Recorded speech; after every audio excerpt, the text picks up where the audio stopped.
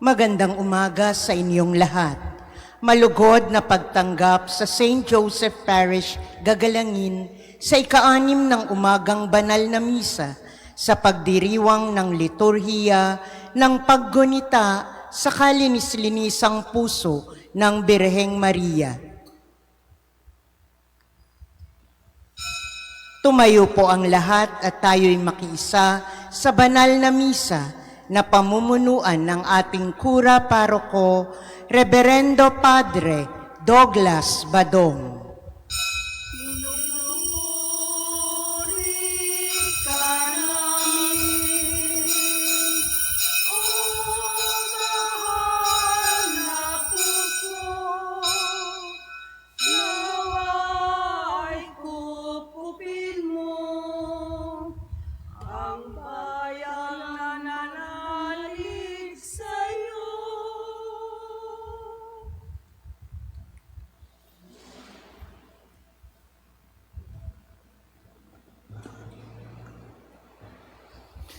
Sa ngalan ng Ama at ng Anak at ng Espiritu Santo. Amen. Ang pagpapala ng ating Panginoong Hesus Kristo, ang pag-ibig ng Diyos Ama, at ang makikipagkaisa ng Espiritu Santo naway sumainyong lahat. At sumaiyo rin. Ngayon po ay ating pinagdiriwang ang kalinis-linisang puso ni Maria. Mga kapatid, aminin natin ang ating mga kasalanan upang tayo'y maging marapat gumanap sa banal na pagdiriwang. Inaamin ko sa makapangyarihang Diyos at sa inyo mga kapatid na lubha akong nagkasala sa isip, sa salita at sa gawa at sa aking pagkukulang.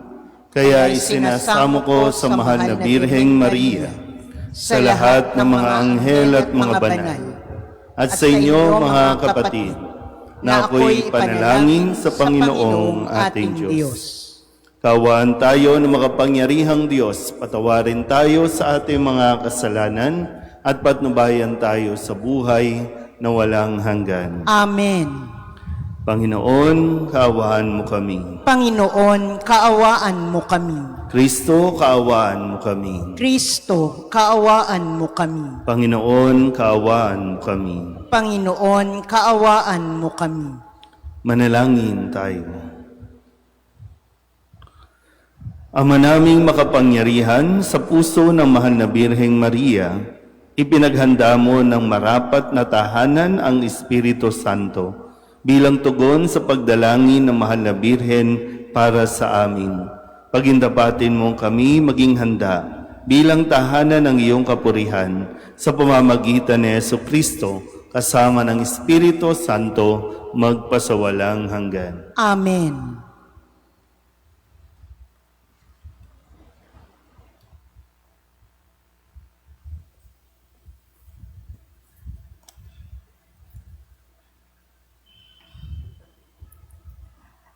Pagbasa mula sa aklat ni Propeta Isaías.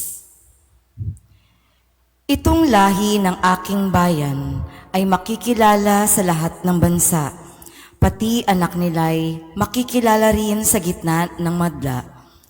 Sila'y kikilanling anak ng Panginoon saan man makita, at tatawaging bayang pinagpala. Hinirang ng Panginoon at ang Jerusalem sa ginawang ito'y pawang malulugod, anaki dalagang gayak ay pangkasal. Siya'y parang dinamtan ng kaligtasan at pagtatagumpay. Kung paanong ang binhi ay tiyak na tutubo at sisibol, gayon ang pagliligtas ng Panginoon sa bayang kanyang hinirang. Dahil dito, lahat ng bansa ay magpupuri sa Kanya. Ang salita ng Diyos. Salamat sa Diyos. Diyos kong tagapagligtas, pinupuri kitang wagas. Diyos kong tagapagligtas, pinupuri kitang wagas. Pinupuri ko kayo poon dahil sa kaloob ninyo sa akin.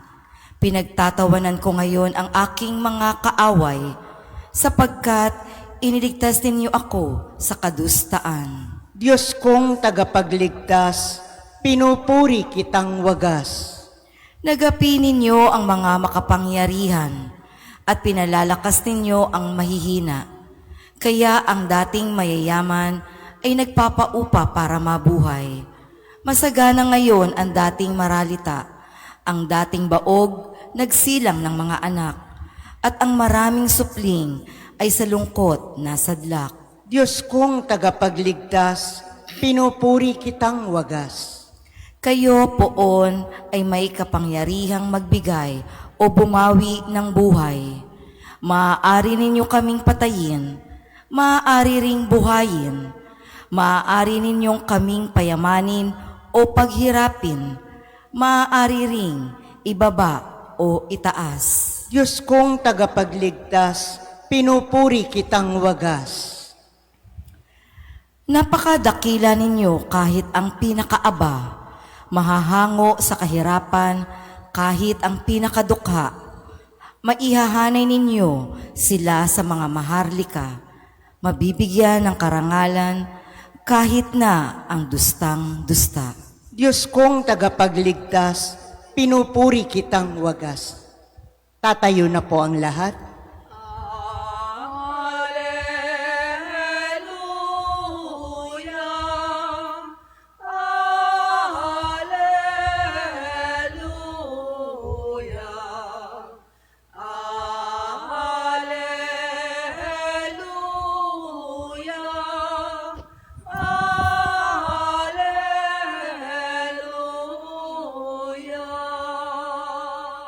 Birheng Mariang matapat sa pagsunod sa pahayag ng Diyos na tagapagligtas.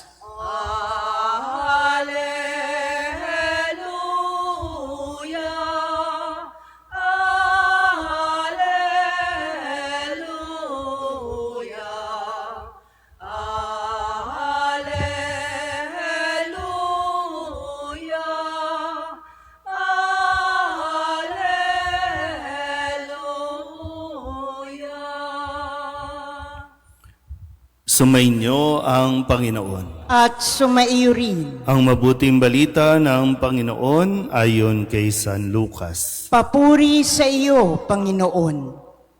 Taon-taon tuwing pista ng Paskwa, ang mga magulang ni Jesus ay pumupunta sa Jerusalem. At nang 12 taon na siya, pumaroon sila gaya ng dati nilang ginagawa. Pagkatapos ng pista, sila'y umuwi na.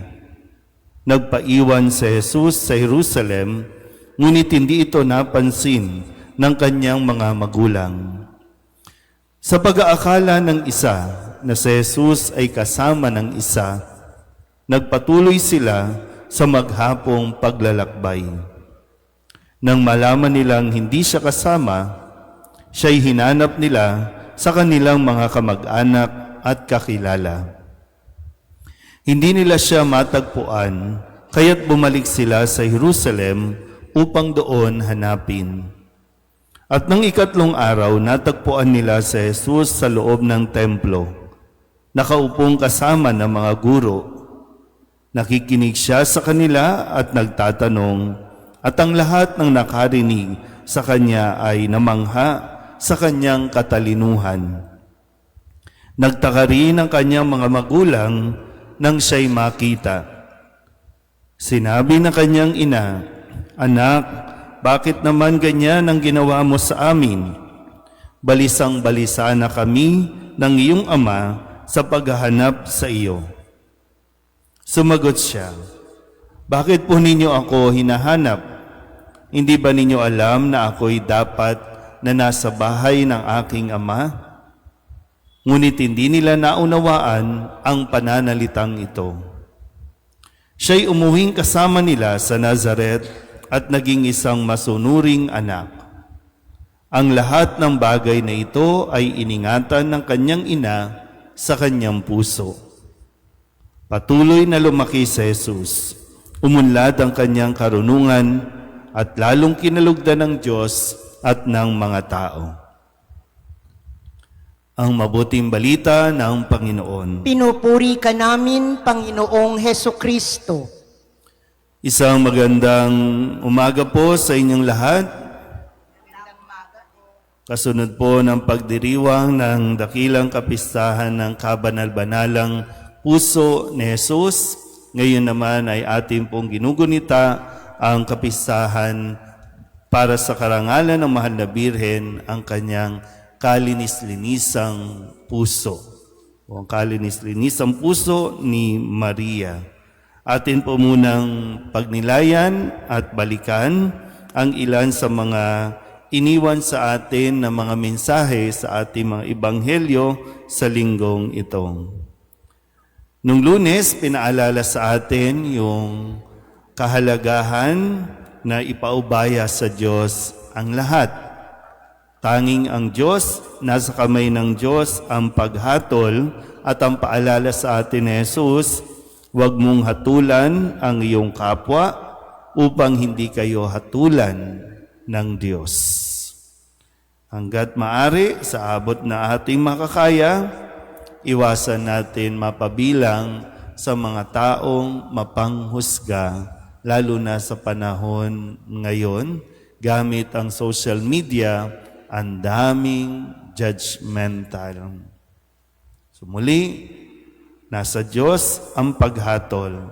Kung hahatulan natin ang ating kapwa, hahatulan na rin tayo. Base din rin sa paraan ng ating paghatol. Nung Martes, sa kapisahan ng pagsilang ni San Juan, ay ating pong narinig yung tanong ng mga tao na kung magiging ano kaya ang batang ito na si San Juan Bautista dahil maliwanag na sumasa kanya ang Panginoon. Noong Miyerkules, pinaalala din sa atin ni Jesus, nagbubunga ng mabuti ang bawat mabuting punong kahoy. Subalit nagbubunga ng masama ang masamang punong kahoy. So kung pagninilayan natin, ano ba ang nagiging bunga natin? Tayo mismo, no, na tayong mga taong simbahan, anong nagiging bunga natin? Yung mga desisyon na ginagawa natin, anong naidudulot nito? Hindi lang sa atin, maging sa mga tao sa paligid natin. Paano ka magdesisyon? Nung Huwebes, ang paalala naman sa atin, kaya't ang bawat nakikinig at nagsasagawa ng mga salita kong ito ay matutulad sa isang taong matalino na nagtayo ng kanyang bahay sa ibabaw ng bato. Bumagyo man, humangin man, hindi ito basta-basta magugupo. Kaya napakahalaga po, no, paulit-ulit na binibigay sa atin, hindi lang tayo uupo dito, hindi lang tayo makikinig sa inyong mga screen, sa monitor, kundi mahalaga na tayo po ay nakikinig at sinisikap nating unawain para maisabuhay natin ang kanyang mga salita.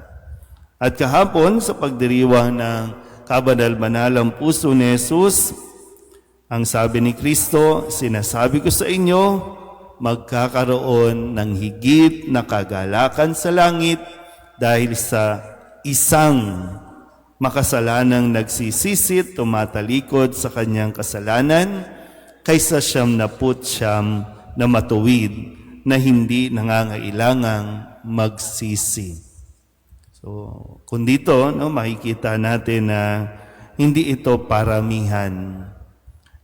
Hindi by quantity, kundi by quality. Kahit ito lang tayo, no, 10, 5 na magsimba, pero taglay niya ang pagsisisi, mas masaya ang Diyos. Pero kung kahit punuin natin ang simbahang ito, lahat ng simbahan, pero tayo naman ay judgmental, hindi nakikinig, hindi nagsasabuhay ng salita ng Diyos, Anong saysay nung puno ang simbahan? Kaya nga ngayon, no, Sabado, katulad ni Maria, ang sabi dito no, sa ating ebanghelyo ay ang lahat ng bagay na ito ay iningatan ng kanyang ina sa kanyang puso. Napakagandang pagtatapos sa linggong ito na paalala na katulad ni Maria, matuto tayong magnilay. Hindi tayo pwedeng maging reactive. Pati sa pamilya, no? Kasi sa kwento natin sa Ebanghelyo, itong mag-asawang Jose at Maria, nawala sa kanila si Jesus. Naiwan. Hindi nawala, kundi nagpaiwan si Jesus nang hindi nila nalalaman dahil ang akala nila nasa kanya, sa akala naman ng isa, nasa kabila. Dahil may kanya-kanya silang pinagkaabalahan.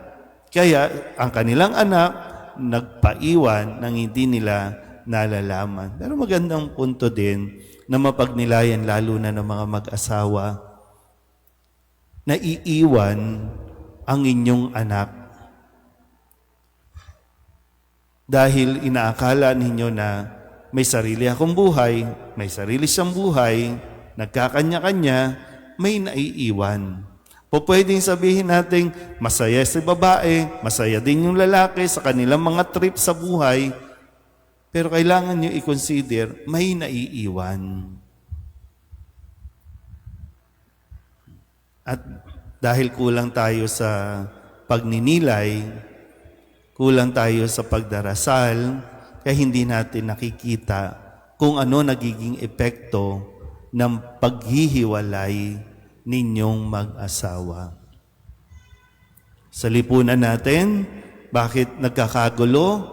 Dahil padalos-dalos ang mga binibitawang mga salita.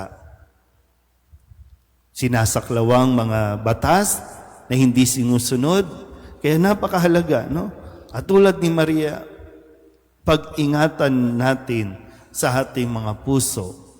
Tingnan mo kung ano nangyayari. Pakinggan mo kung anong sinasabi ni Jesus. Isa puso natin ito, magiging maayos ang lahat. Amen?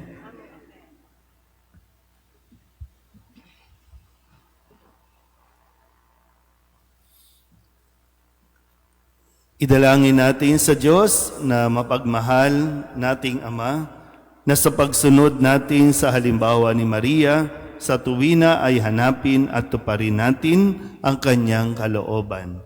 Ang ating pong itutugon, ilapit mo kami sa iyo, O Ama. Ilapit mo kami sa iyo, O Ama.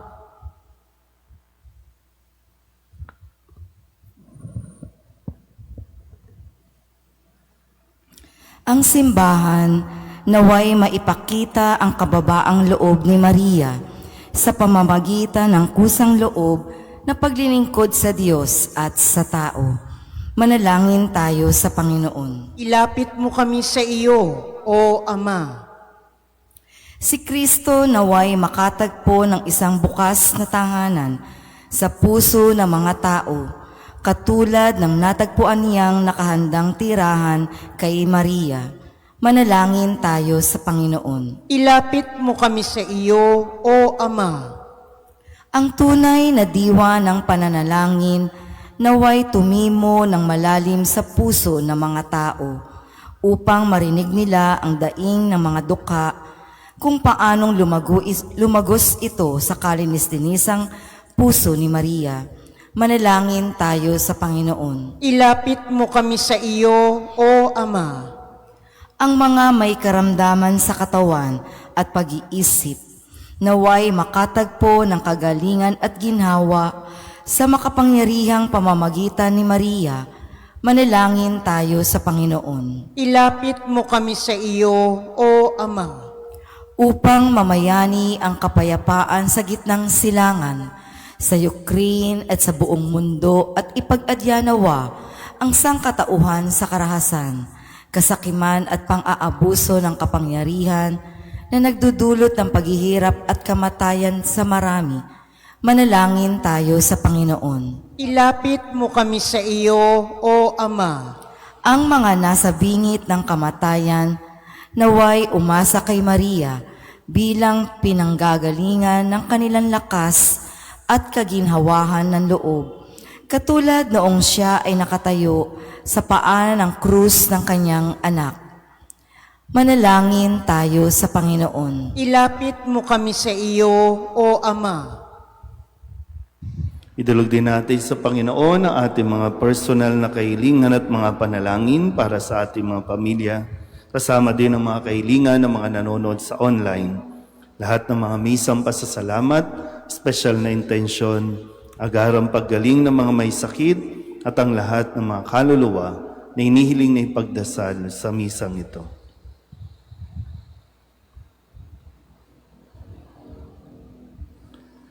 Ang lahat ng ito ay hiniling namin sa ngalan ni Kristong aming Panginoon. Amen. Handog namin sa iyo, Ama, ang tinapay at alak na ito.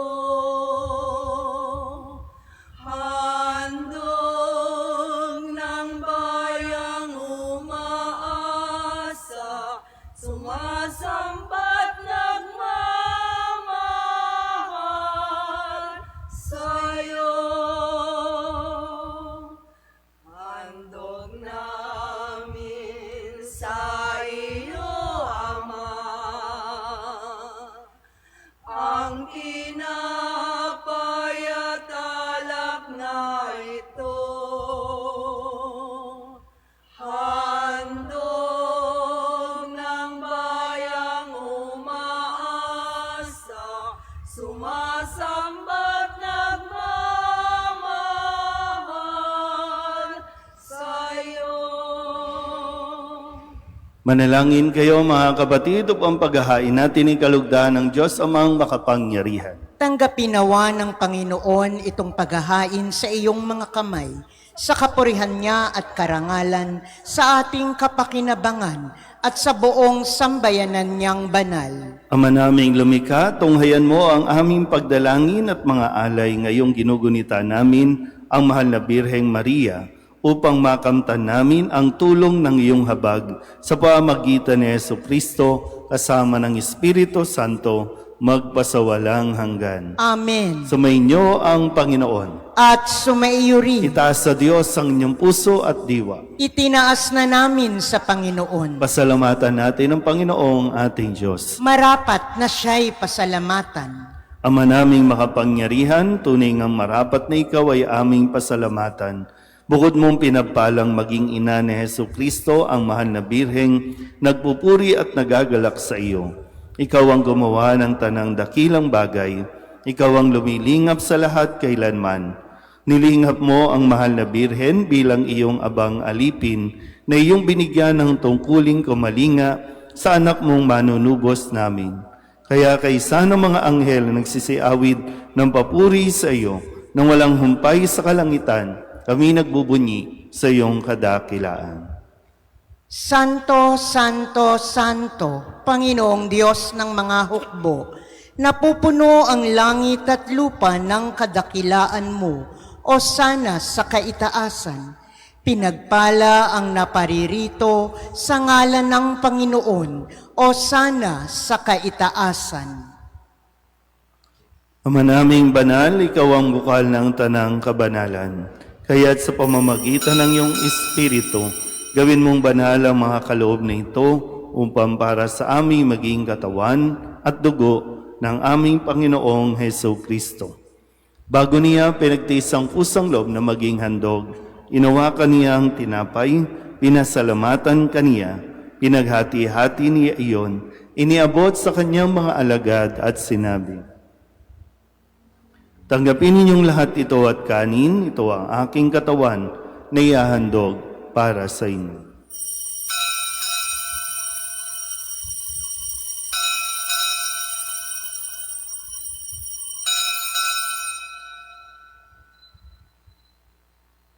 Gayun din naman nang matapos ang hapunan, hinawakan niya ang kalis, Muli kaniyang pinasalamatan. Iniabot niya ang kalis sa kanyang mga alagad at sinabi, "Tanggapin ninyong lahat ito at inumin. Ito ang kalis ng aking dugo ng bago at walang hanggan tipan. Ang aking dugo na ibubuhos para sa inyo at para sa lahat sa ikapagpapatawad ng mga kasalanan. Gawin ninyo ito sa pag-alaala sa akin."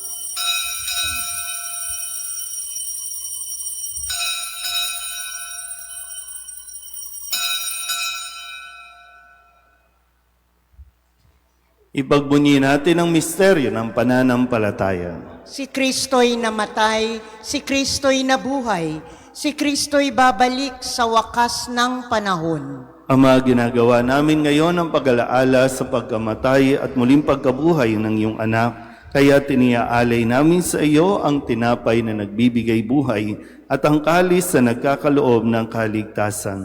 Kami napapasalamat dahil kami iyong minarapat na tumayo sa harap mo para maglingkod sa iyo. Isinasamo namin kami magsasalo-salo sa katawan at dugo ni Kristo ay mabuklod sa pagkakaisa sa pamamagitan ng Espiritu Santo. Ama, lingapin mo ang iyong simbahang laganap sa buong daigdig. Puspusin mo kami sa pag-ibig kay San Leon na aming Papa at ni Jose na aming Obispo at ng Tanang Kaparian. Alalahanin mo rin ang mga kapatid naming nahimlay na may pag-asang sila'y muling mabubuhay, gayon din ang lahat ng mga pumanaw. Kawaan mo sila at patuloyin sa iyong kaliwanagan. Kawaan mo at pagindapating kaming lahat na makasalo sa iyong buhay na walang wakas. Kaysa ng mahal na Birheng Maria na Ina ng Diyos, ng kabiyak ng puso niyang si San Jose, kaysa ng mga apostol at ng lahat ng mga banal na namuhay dito sa daigdig ng kalugod-lugod sa iyo, may pagdiwang nawa namin ang papupuri sa ikararangal mo sa pamamagitan ng iyong anak na aming Panginoong Hesukristo. Sa pamamagitan ni Kristo, kasama niya at sa Kanya, ang lahat ng parangal at papuri ay sa iyo, Diyos Amang makapangyarihan, kasama ng Espiritu Santo, magpasawalang hanggan. Amen.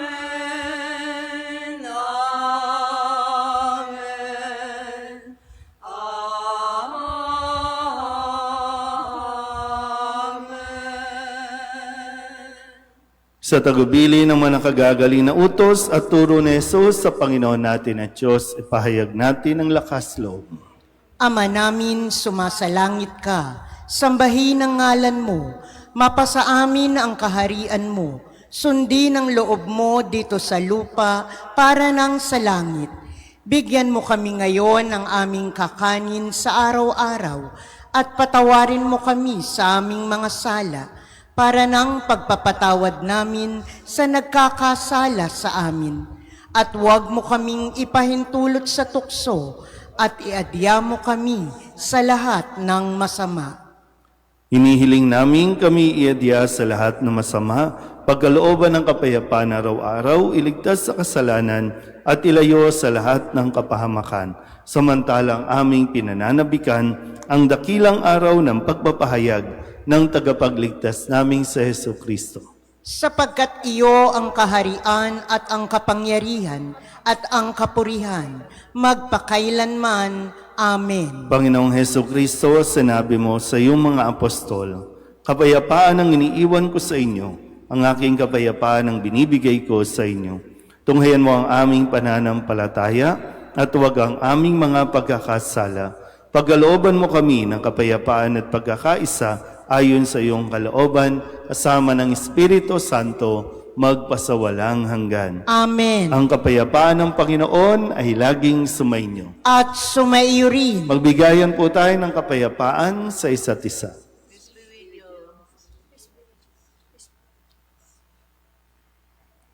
Kordero ng Diyos na nag-aalis ng mga kasalanan ng sanlibutan, maawa ka sa amin.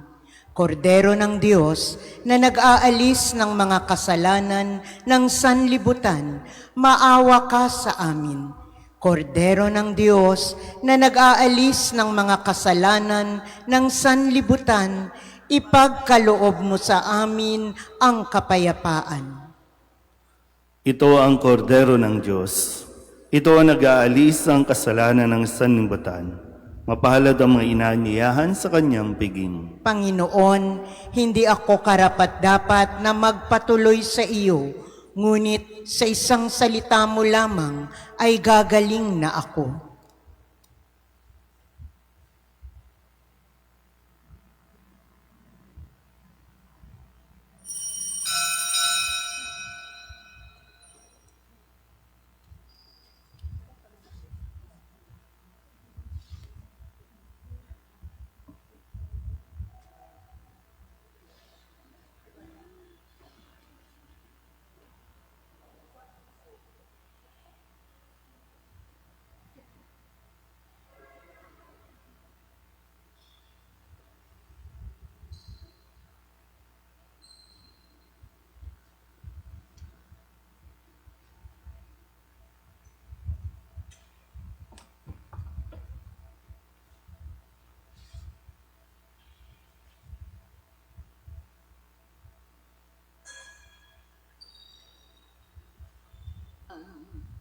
Magsitayo po ang lahat. Manalangin tayo. Ama naming mapagmahal, ngayong aming pinagsaluhan ang piging ng walang hanggang kaligtasan, mapuspos nawa sa kasamaan, sa kasaganaan ng iyong pag-ibig, kaming gumanap sa paggunita sa mahal na Birheng Maria upang patuloy naming madama ang walang patid na daloy ng katubusan sa pamamagitan ni Jesucristo kasama ng Espiritu Santo magpasawalang hanggan. Amen. Sumainyo ang Panginoon At sumaiyo rin. at pagpalain kayo ng makapangyarihang Diyos, Ama at Anak at Espiritu Santo. Amen. Tapos ng banal na misa, humayo tayo sa kapayapaan ni Kristo. Salamat sa Diyos. Magandang umaga po. Poong San Jose, pintakasing ibig, tanggulan at lakas, buong pananalig. Kami po'y ipagadya